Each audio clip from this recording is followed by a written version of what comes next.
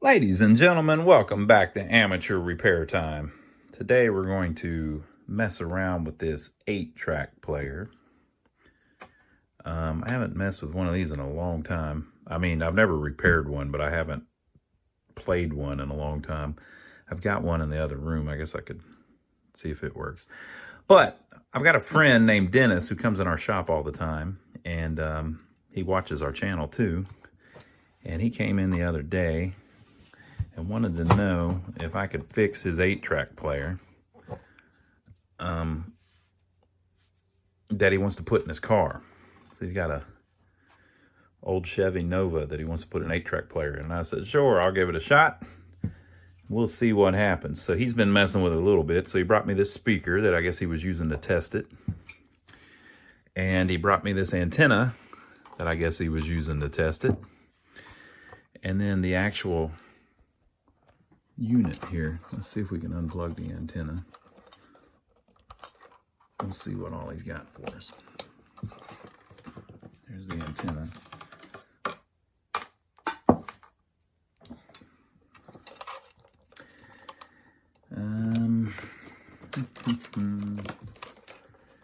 Here's some speaker wire. Let's get that off of there. We'll figure it all out. Let's see what we're starting with. I think it's upside down.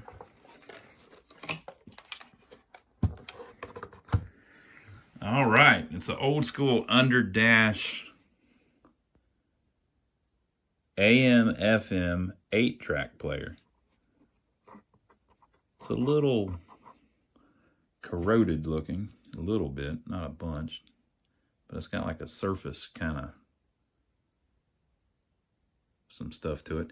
He told me if we can get it to work, he'll clean it up. So we'll see. He also told me that whenever you try to tune it, that the little indicator string doesn't move. I don't even see it. Is that it by 60 there?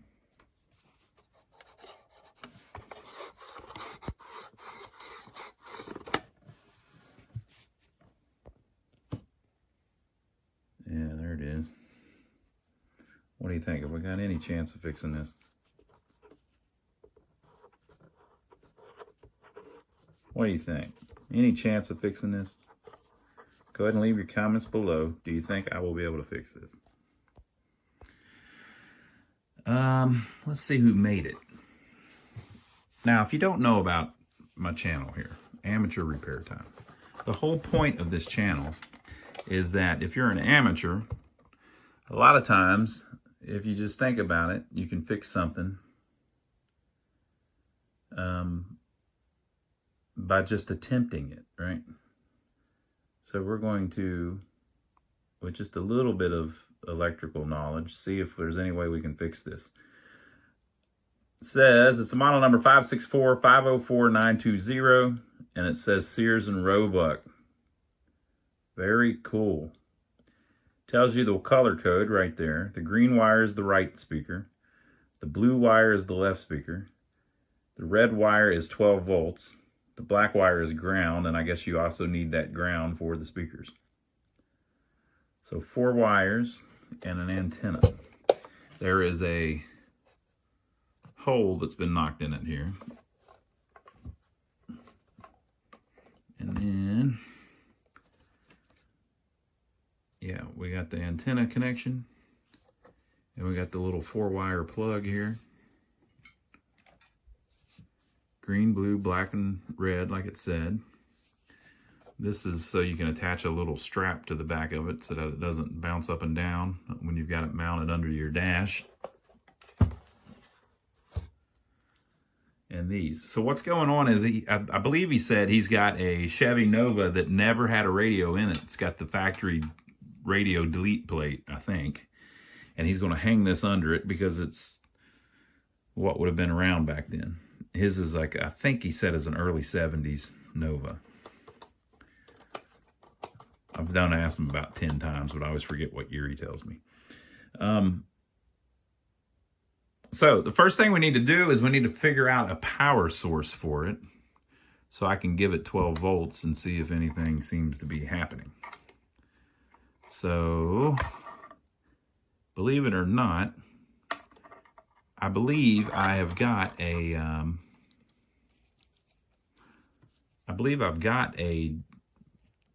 like a CB radio desk power supply. So if I can find that, we might be able to just rig that up. See, what has he done here? Oh, he's just got a wire wrapped around there. Okay. We could probably rig that up and get it at its 12 volts that it wants. And then we could try wiring up this speaker to it, which I guess is what he had been doing. I think he told me that he got it to play, but it wouldn't play 8 tracks or something. I don't know. And the dial won't move. But it may actually be working, or he may have actually got it to work. Okay, so let me see if I can find my power supply for this thing, and that would be step 1. Well, I looked and I looked and I looked. I've got a bunch of CB stuff that I don't know anything about really, but I looked and I looked and I looked, and I finally found it. Look at this, American Electronics, model 95514, regulated 12 volt DC power supply. Look at that. Have you ever seen anything cooler? Look at the name. Can you get a better name than American Electronics? Fantastic. And of course, it's made in Japan. Made in Japan for American Electronics, Greenwood, Indiana. Use a 2-amp fuse. Well, that's cool. I was hoping it'd have a fuse in it or something. In case I burn something up. Transistor, I guess, that creates the voltage, and then a positive and a negative lead. That's exactly what we needed, isn't it? Isn't that like exactly what we needed? Okay, so let me plug it in, and then we'll test and see if we're getting 12 volts out of it. This beautiful vintage piece of equipment. We might have to fix this if it's not doing 12 volts. All right, I've got it plugged in. Let's see what happens. Ooh. It's got the jewel LED. Probably not supposed to turn it on unloaded, but we'll see.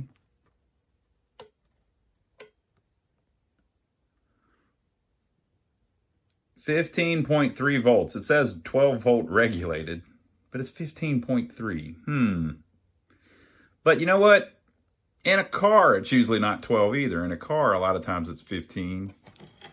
So we'll go with that's correct. So let me hook up the radio to it, and then we'll see if we have any way of telling if the radio is turning on without the speaker being hooked up. All right, so I hooked up the 12 and the ground. Trying to make sure nothing's going to short out here with our wires going everywhere. This is temporary, obviously. So let's see if anything catches on fire. If it does, I'm going to kill the power over here and run and get the fire extinguisher.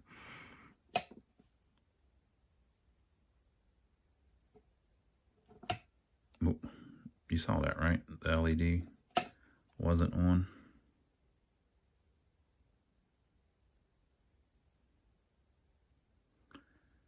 Why is that? Oh, if I hit the switch, there must be some kind of little short in the switch.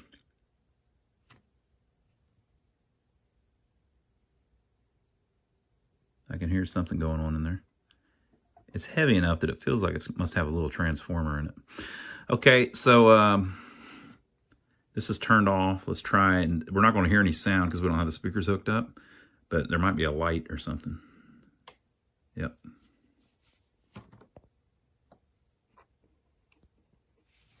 And up there. So it's on FM. Wonder how you... It said push. What's it say? Push.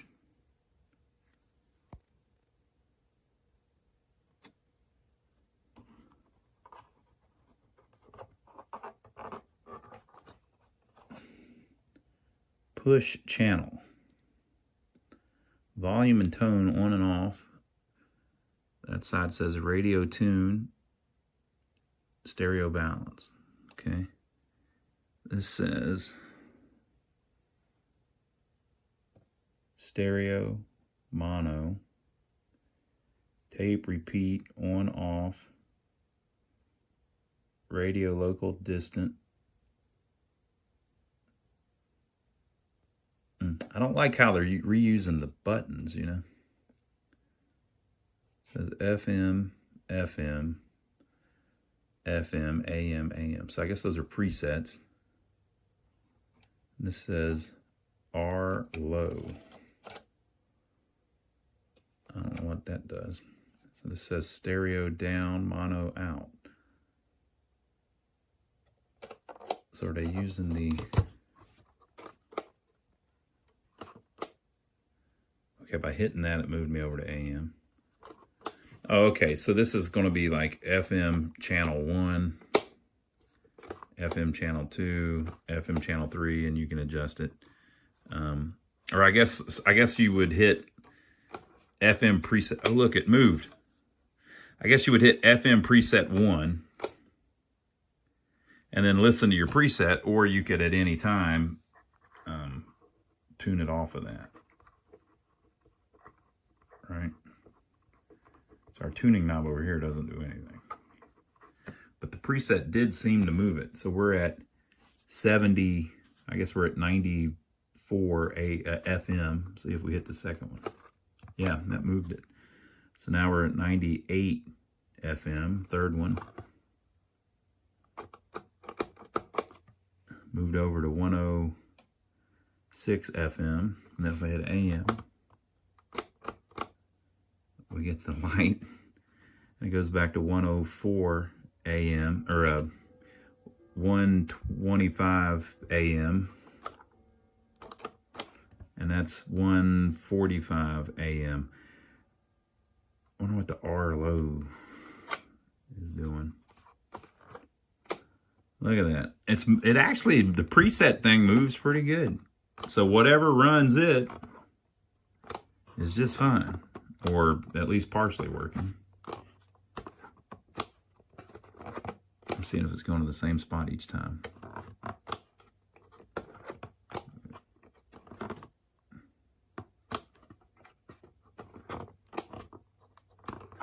Yeah, it is. Okay, so let's try hooking up a speaker. I'm going to connect the one side of the speaker to one of the channels, and then the ground of the speaker to the ground of the radio. So I've got the positive lead of the speaker going to the blue wire, and I've got the negative lead of the speaker going to the ground. Yeah, this thing, the switch is a little touchy. You can't be all the way up, it's off. You gotta be kind of in the middle. So we might get some kind of static. Keep your fingers crossed.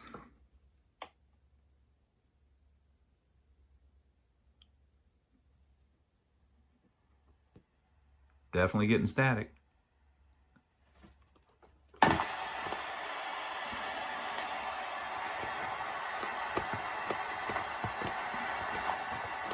Maybe we'll get lucky and just land on some channel somewhere. Nope, no such luck.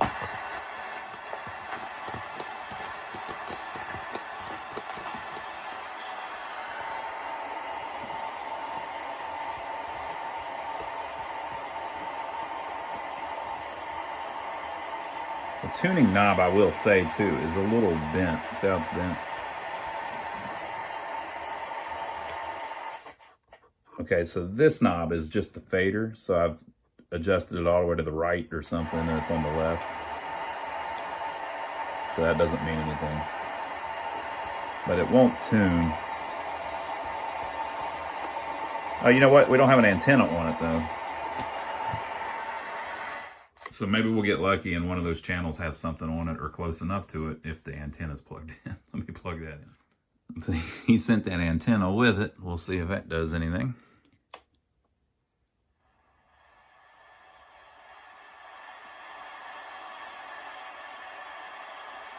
I don't hear anything legible.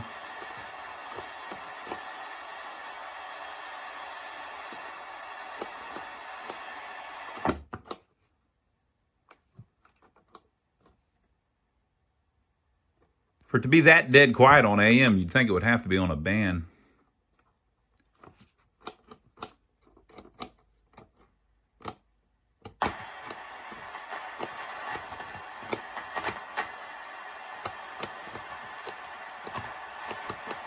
I got nothing.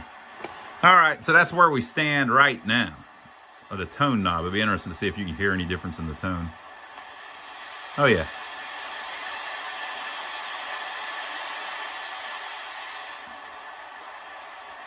It works about like a tone knob does. All right, so that's where we're starting. I think the first thing we need to do is tear it all apart.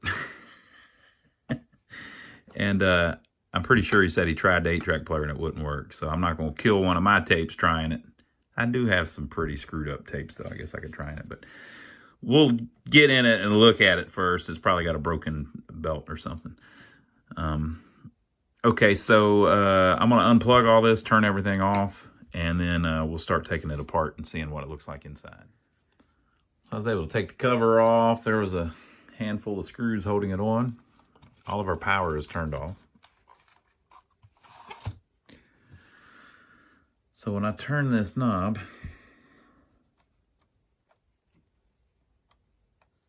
it turns this shaft.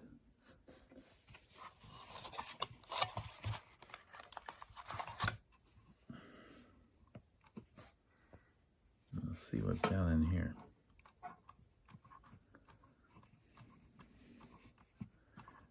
Appears to me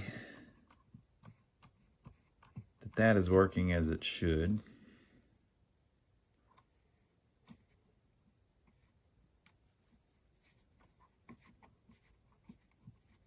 That turns the wheel there.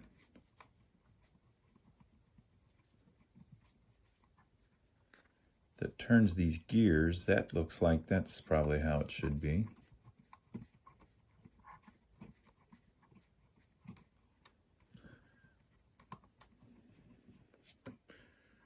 So that's probably the actual tuner.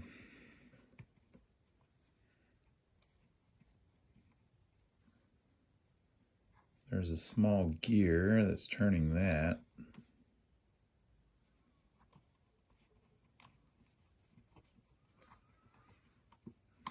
Yeah, I have no idea where the cord or whatever is supposed to go that turns the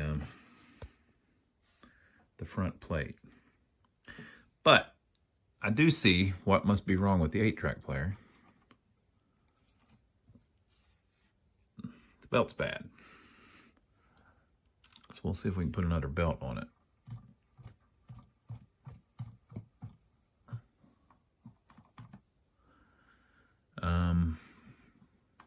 So it's probably as simple as that on that part. Maybe we'll get lucky and all these caps are fine and we don't have to recap this whole thing. I don't know how I'm going to figure out how that front piece works, though. It's weird because it's on the flap and it can move on the flap. That's weird. I mean, I know they made a lot of them like that, but I'm just saying it's not easy to understand how they did that if you have no experience with it. So there's some way that moves. I guess next up is us trying to take the faceplate off.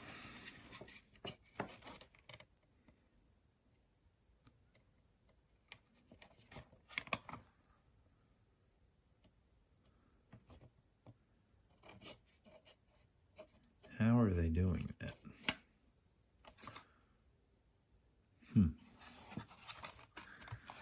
All right, let me see if I can get this to come off. All right, I was going to take the front plate off, which you can do by removing the knobs, and they just pull off. And then I was going to take those nuts loose, but I kept looking at it, and I don't think I have to. Also, look how underneath the nut it was brown, and it's green where it's been exposed. It's just faded a lot over the years. So I slid that back on because I could kind of see what's going on. So when you press the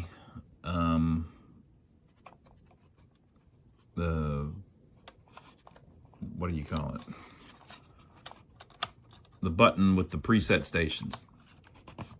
See how it moves this entire carriage? So it's moving everything around. Right? So this moving is what's adjusting the station.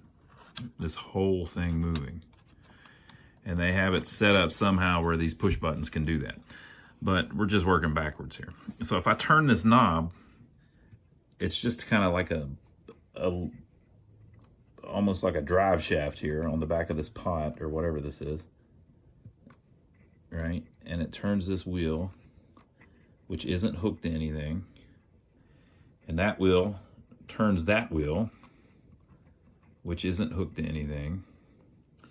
And that wheel turns that little spindle looking gear there, which turns this, right? And at the same time, it turns this. So that little gear is turning this, this, and this. Those three. So watch.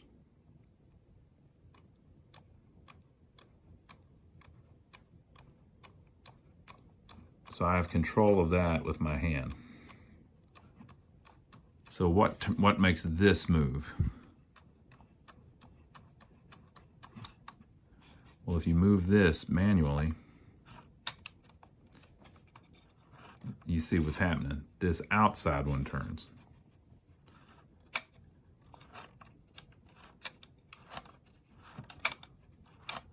So this outside one is connected to that.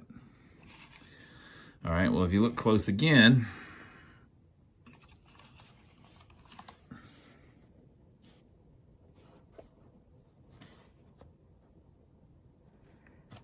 that is like some kind of bakelite or maybe even leather or something. There's some kind of fiber or something on that disc. And if you look on the very edge, it kind of looks like it's deteriorated or something. So I'm thinking maybe this fiber was all in here before. And so when this turned, like a clutch, it turned this. Right? And if you look down in it, there's nothing there anymore. So I don't know if this is supposed to, I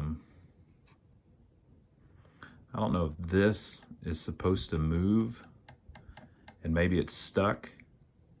Maybe it's supposed to come out and engage this, but maybe it's stuck. So I don't know what moves this part. If it comes out a little bit and touches this, then it would make it, when you move this, it would move this, which would in turn move all this. So that's our problem. So I got to figure that out. So either there was more clutch material in there and it's deteriorated, or that thing's supposed to move. I kind of think maybe the thing's supposed to move. So let me keep messing with it. All right, if you look close at it, see how this gear is like not, it's like off, it's canted. I think that's because that gear can come this way. This whole piece can move this way and touch the clutch. And if you look on the, I don't know that you can see it, but that shaft there would come this way as the gear moved. And if you look, there's grease on the little pivot or the little bar under it, probably because it has moved before. All right, so I got to figure out what makes it move. All right, I'm getting closer to it. So if you press the button, if you look, I've got this, I think I've got it engaged right now, do I? I do not. I'm going to engage it with my extra super secret procedure here.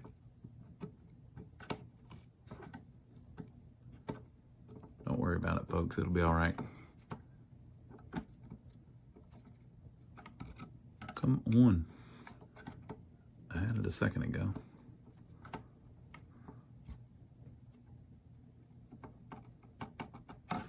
Maybe it is.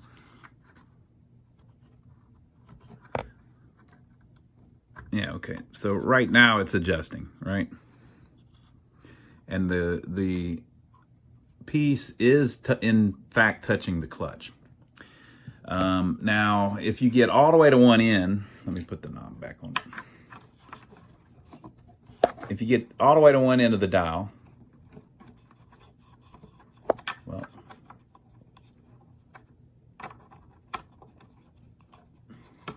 there we go.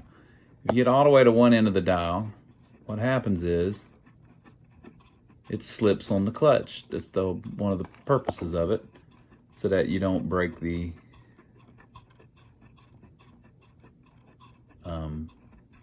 indicator. And then when you go back the other way, it can turn the clutch as it goes back the other way. So you get the point, right? So when you press one of the presets, watch what happens. See, it slid apart.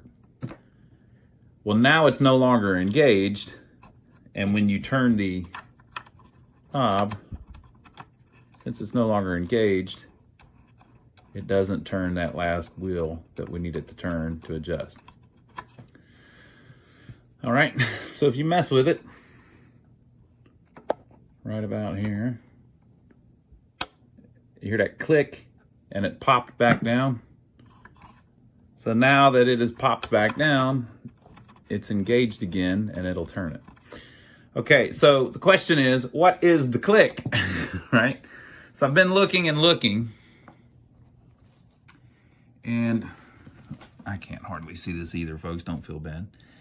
If you look, there is like almost like a pickle fork or something right here that goes through right there. Well, if you look very carefully from the side, see if I can find it in there. It's that bar that you're seeing way down in there. Let's stick metal stuff inside the radio. This bar that I'm hitting on, that little pickle fork thing connects to that bar, which goes up into the front face of the radio. Now when I hit one of the presets, watch what happens back behind it. See the little thing move down there? I wonder if it'll let me get even closer. Look, something moves down in there. Right? And then whenever you push the button all the way in, that whole thing moves. And it has moved that pickle fork thing, but now it's stuck. So I think what's supposed to happen is that's supposed to release, which would allow this to slide back out and do its thing. So that thing's getting stuck.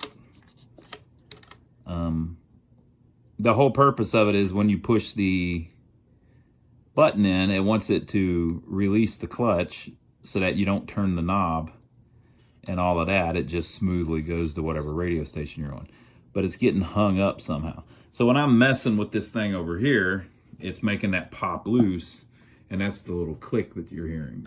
It's like if I funk with, well, if I mess with it right now, maybe we'll see it do it. Yep. So that thing's getting stuck in there. I don't know that I can get to it by taking that front thing off. If I could get some oil on it, I think it would free up.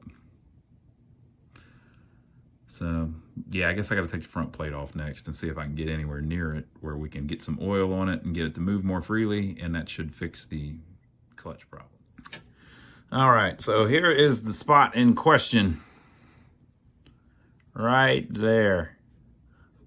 When I push on this button, you see it start doing its thing.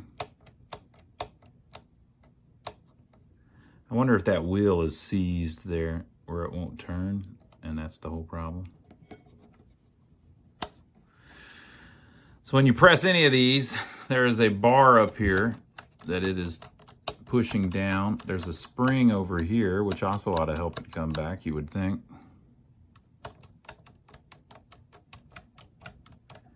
And it attaches to that, which pushes that wheel which pushes that thing out. Yeah, and that thing is seized up. If I can get that, if that is a wheel that should turn, if I can get that to turn, that would fix the problem. All right, so let me oil all this. All right, so that little thing right there is actually a wheel, which makes sense. That's why they have it riveted on there. And it was seized up. So I oiled it and kept messing with it until it broke free, and it now spins freely. So when that bar pushes against it, since that wheel will turn, it allows it to push back out. So now when you push the push buttons, it pushes in, and then if you look real close, the wheel turns, allowing it to come back out.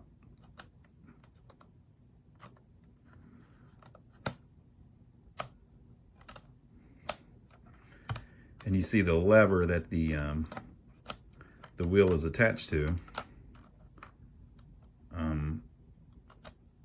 moving back and forth. That is attached to the clutch. So now, every time you press a push button, you see it disengage, and then it re-engages when you let go.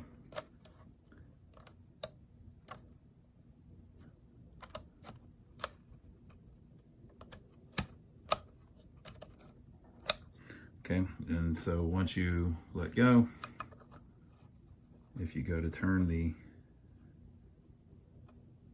adjustment, you are actually adjusting it. And best of all, you're tracking now.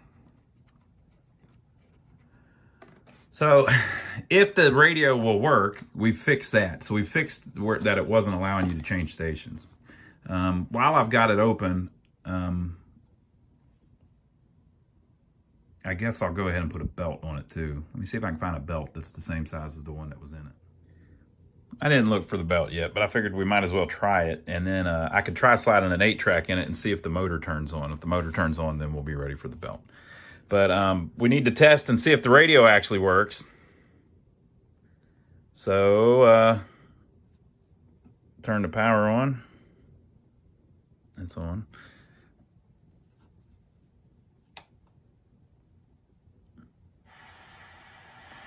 We've got sound. Let's see if we can get anything in. It says FM. Oh yeah.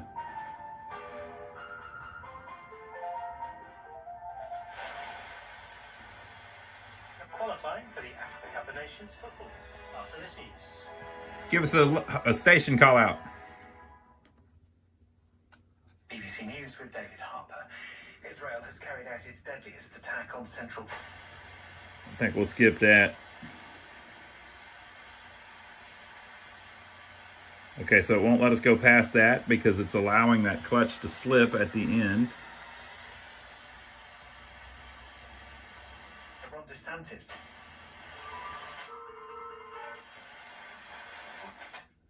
The Florida Governor Ron DeSantis.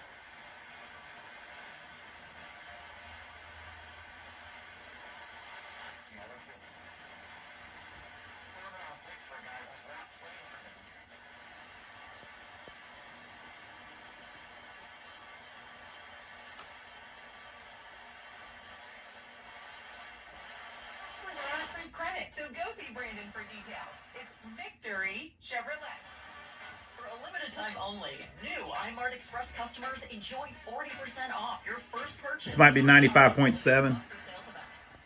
eye exams available and free same-day speed, you'll get your glasses in a blink, so you'll never miss a moment.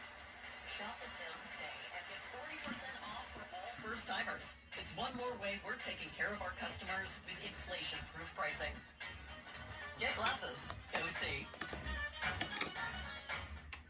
There's so much to love about North Carolina, but we all want more. More boundless views.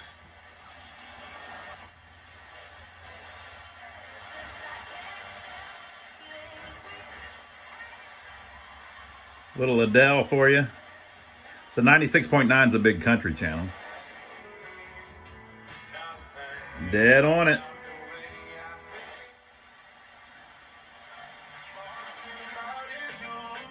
That's going to be 97.9.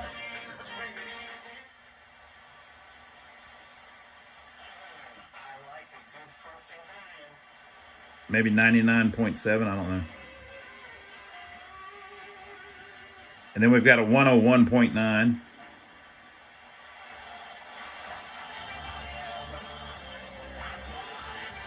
There's also a 102.9. Probably that there. Okay, and our biggest channel, or one of our biggest FM channels, is 107.9.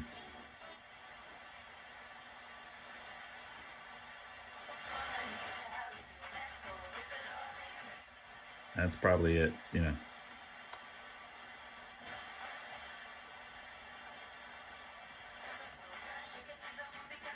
So it doesn't perfectly track, but probably pretty good. Now let's see if there's anything on AM. Around here, the big AM station is 1110 WBT. Or talk to your doctor. There's no excuse because prediabetes can be reversed. It's probably that. By the Ad Council and its pre-diabetes awareness partners. Vince Coakley. It's the responsibility of our government to protect us from invasion. But the people in office now do not see it as such. We need Congress to be able to act, to actually fix the problem. When Trump got rid of the bill, he told them not to vote for the bill because she wanted the issue. It's all lies. This is an executive branch responsibility.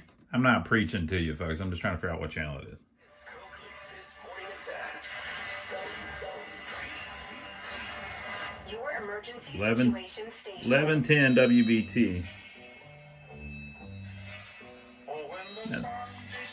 Wow. They don't. It's all talk radio. They don't play oldies, so this is just somebody's bump music, I'm sure. Nothing wrong with this radio, except the 8-track doesn't work. So let me try sliding an 8-track in, and we'll see if that turns the motor on. If it does, and then we'll see if we can change tracks. And if it does, then we'll grab a belt for it. It's playing Coast to Coast with George Norrie. So I've got a whole bunch of 8-tracks, obviously. You know, I'm into this old stuff. Now, this isn't a great one, and it's probably not going to play because the felt thing in there, the sponge is screwed up. You know, you have to replace that. You have to replace that to get it to play, usually. But look, folks, I'm not putting my good stuff in here when it damn well might eat it up, okay? We're just trying to see what happens if you put a tape in it. Get in. It's your home. Get in there. Did I put it together wrong? Why is it stuck? What the hell? Okay, it was just stuck, folks. Don't worry about it. It's all good.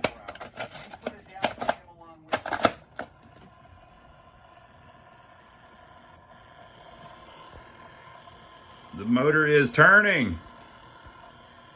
It is not playing because we don't have a belt. And it doesn't say track 1, 2, 3, or 4. I don't know. I guess once you put it in, these are what matter. And it may not work if it can't. Nope. How do you change the tracks? MPX, I think, just means it's something with the stereo, I think. And then it says R or low. Yeah, so that's not it.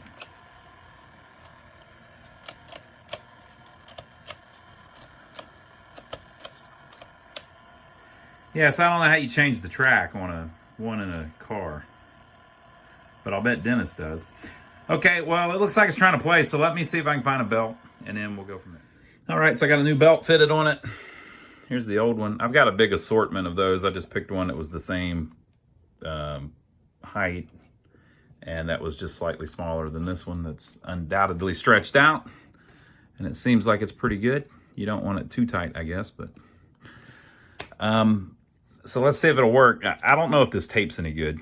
I found that it's really easy to have a bad 8-track tape because of that sponge. I think you can buy those replacement and fix them though. But this will be a good test one.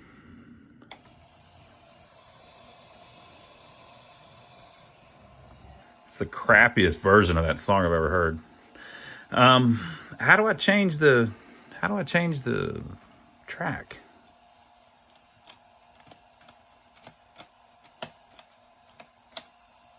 Maybe I hit 2 of them. Maybe I... There we go. I pushed it in and it did it.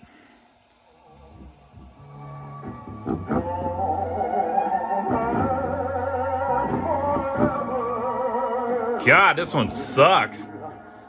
What a crappy 8-track. Okay, let's go to the next one.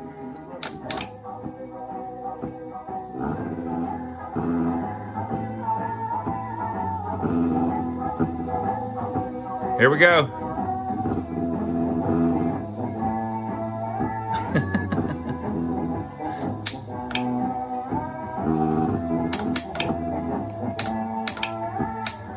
It doesn't want to switch tracks very easy.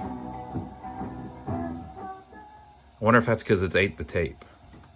Let's see if we can pull the tape out without getting it all over the floor.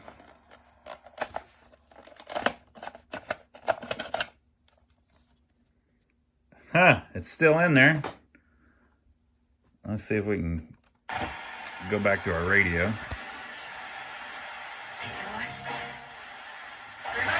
Behind Indian Trail. It's gonna be old shit.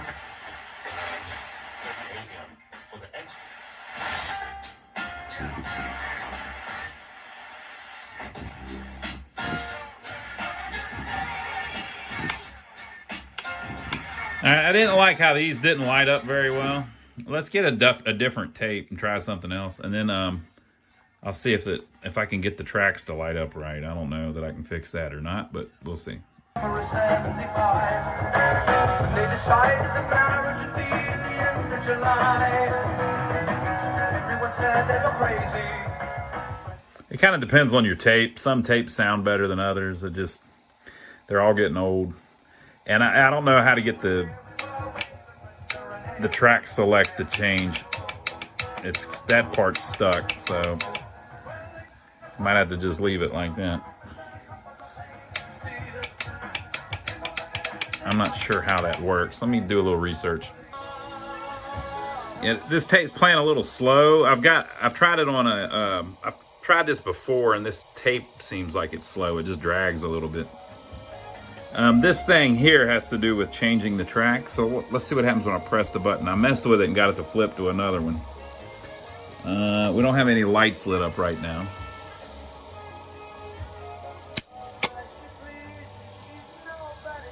That says 2.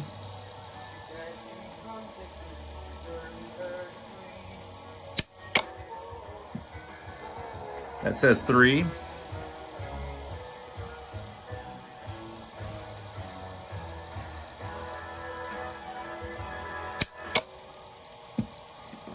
That's got 4 lit up.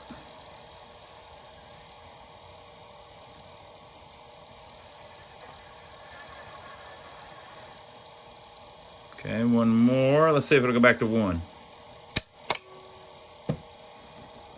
Yep, I think the number 1 light might be a little burnt out.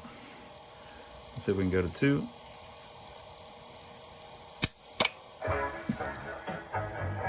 No, the light's not on again. I don't know what makes the lights work.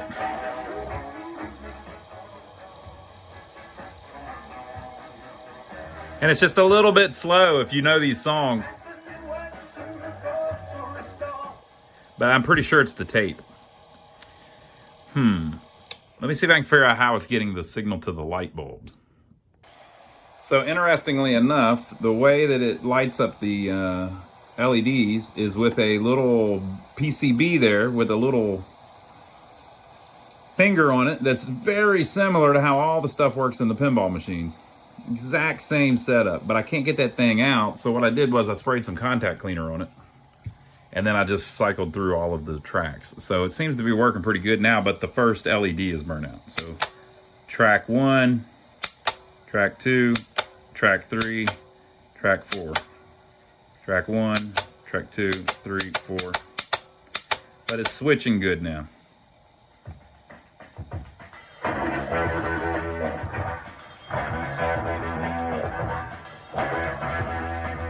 This tape is touchy. So let's try yet another tape.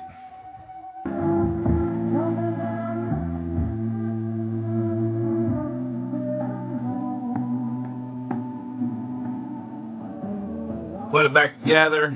Everything's good. If I play more than about 7 seconds of a song, YouTube figures out what song it is and demonetizes the whole video. So if you don't know what that means, it means they basically run ads on your video and then keep all the money for the entire video of every part of it because you played 7 seconds of a song in it. Boom, boom, boom, boom.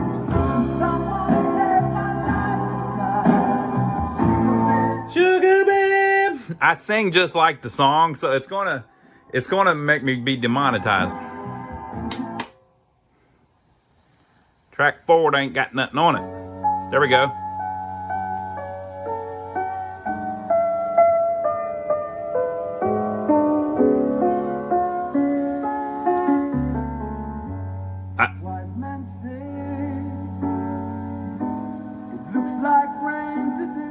You know, the quality of 8 tracks never was great, you know, so they deteriorate over time. So it's hard to get one that just is going to sound stellar, but there you go. I think I've got the thing fixed. I hooked the speaker up to the other channel too whenever I moved everything around a second ago just to make sure, so left and right are working.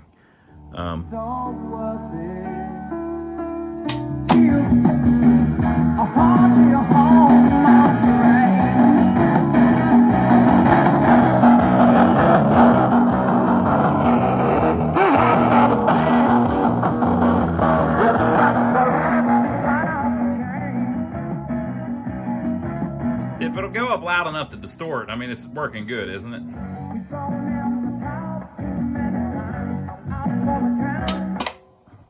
Think about putting this in an old Chevy Nova. That's pretty cool. So I think we got it. It's got some tunes going too. Woo!